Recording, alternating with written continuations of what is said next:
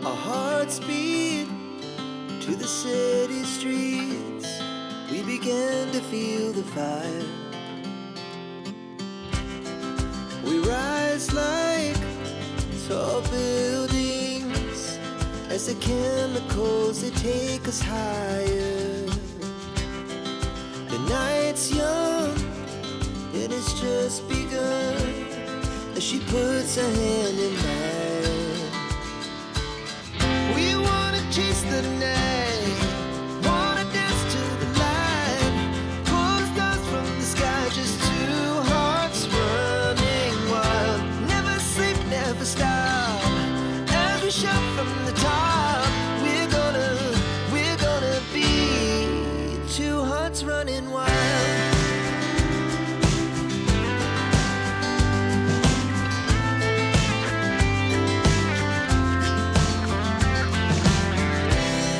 Now the morning is the afternoon. We lay awake in bed. The glass so loud as the hours pass. We're gonna do it all again. We wanna chase the night, wanna dance to the light, pull stars from the sky, just two hearts running wild.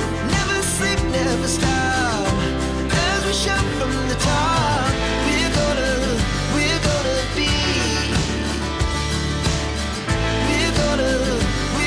So mga kapolitika, napanood niyo po ang performance ni Asia Rose Simpson dito sa pinakahihintay na talent portion sa nagpapatuloy pa rin na Miss World 2026.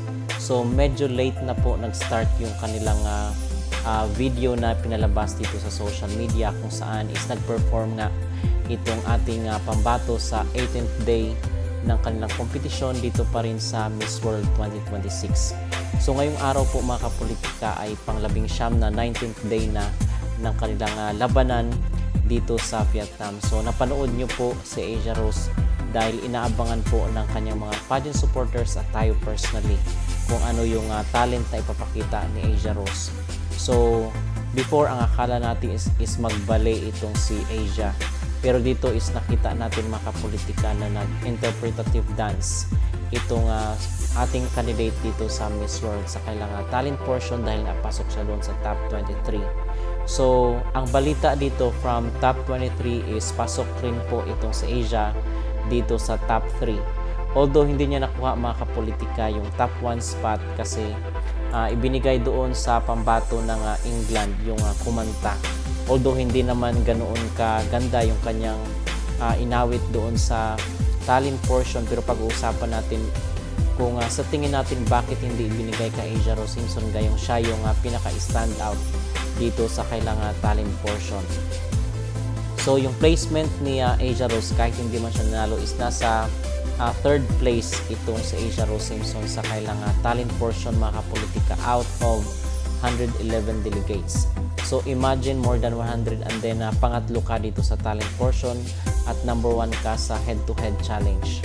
So I believe na personally kaya hindi binigay kay Asia Rose itong sa talent nila is because of nanalo na siya doon sa head-to-head nila.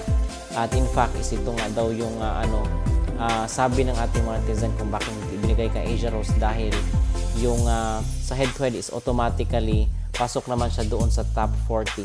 So okay lang po kung hindi man ibinigay yung top 1 spot dito sa talent portion kay Asia Rose Simpson kasi pasok naman siya sa top 3 mga kapolitika at sa lahat ng mga fast track challenge ng Miss World 2026.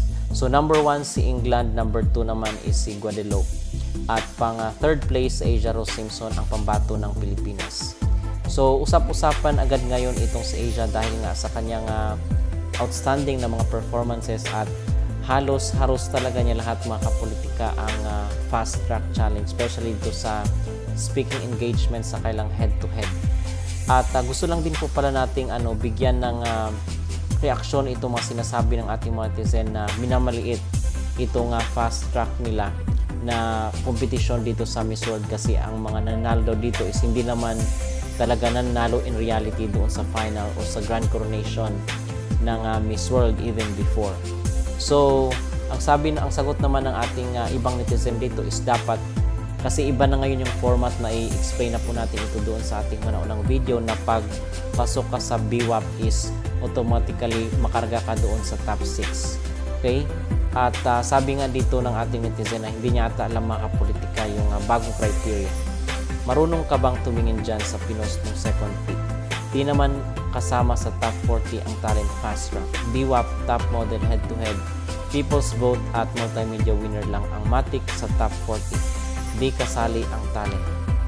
So, ang sagot naman dito ng ating netizen, para sa mga nalilito regarding sa format last year at sa format ngayon, as you can see, hindi po detailed yung placement ng mga fast track last year.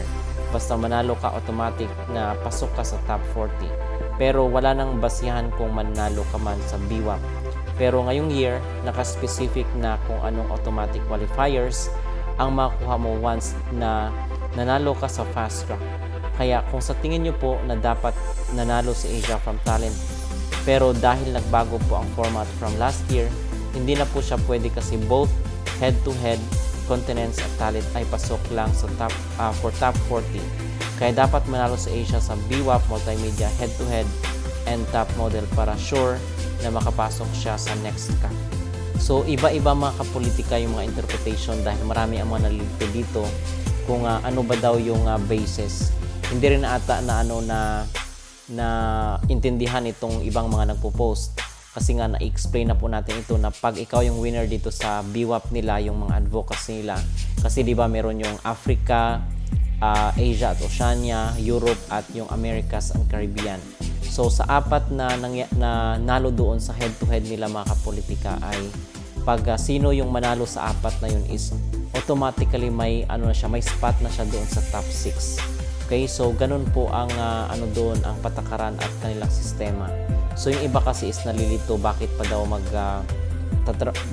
paghirapan ni Asia Rose itong fast track challenge. Meron pong bearing ito kasi nga may mapapansin ka ng organization.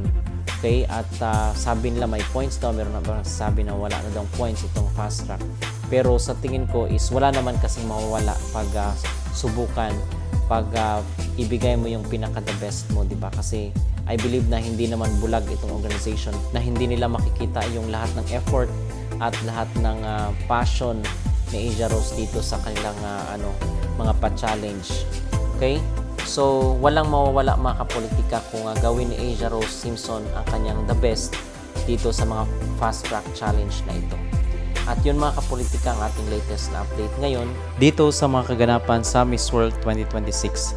So, ang maging score ko dito mga kapolitika sa kanyang naging performance is 9/10. Okay, at ano po ang inyong magreaksyon at ano po ang inyong masasabi dito sa ipinakita ni Asia Rose Simpson sa talent portion ng Miss World 2026.